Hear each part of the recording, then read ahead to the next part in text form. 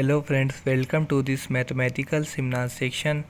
My name is Md.Umar Abid, studying in B.SC second year at Adarsh College, Hingoli.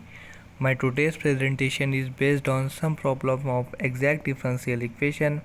So friends, let's see the problem on exact differential equation.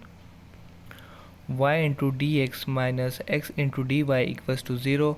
This is equation number 1. Put m equals to y and n equals to minus x. On differentiating, we get delta m divided by delta y equals to 1 and delta n divided by delta x equals to minus 1.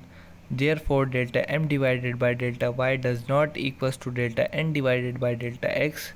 Therefore, given equation is not exact differential equation. Then multiplying equation number 1 by 1 divided by y square, we get 1 divided by y square into y into dx minus x divided by y square into dy equals to 0. 1 divided by y into dx minus x divided by y square into dy equals to 0.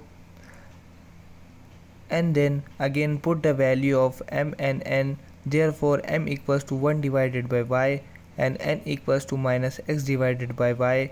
On differentiating, we get delta m divided by delta y equals to minus 1 divided by y square and delta n divided by delta x equals to minus 1 divided by y square into 1.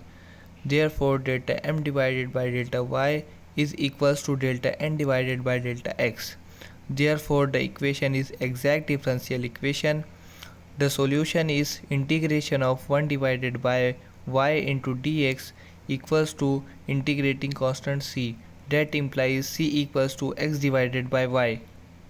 Thank you.